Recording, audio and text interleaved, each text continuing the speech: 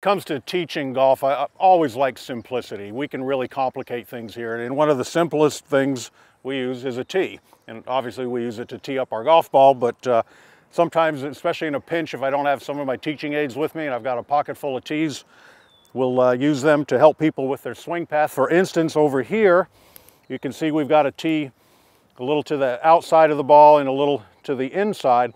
This is for those of you who get way over the top and cut across outside to in.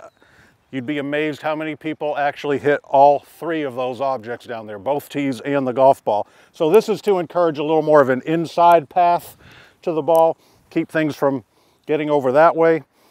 Here we've got the tees set up the opposite way, might be a little close together there. It is definitely possible to swing too much into out. In fact, I had a guy earlier today who tends to do a little too much of that and catches a lot on the heel as a result of that. So if people do get too stuck behind them and swinging out to the right too much, we'll put the tees in this direction, and that just, they'll actually probably feel like they're a little over the top or steep coming down.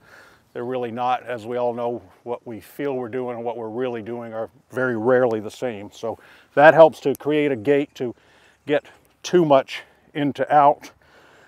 We do see a lot of players who take the club way back behind them. Many of us have had that word inside pounded into our minds.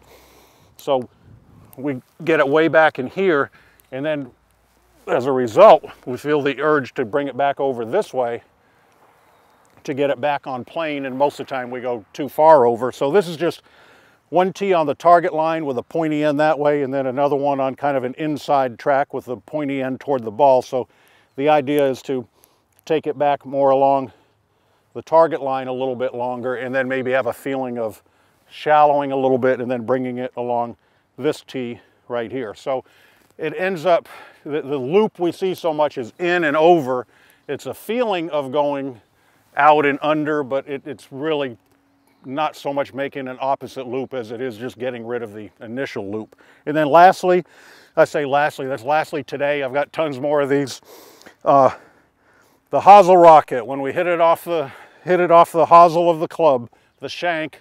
Isn't it amazing? Sometimes you just say that word to somebody and they go, oh no, don't say that. This is not a permanent cure, but it can at least get you smiling for a little while.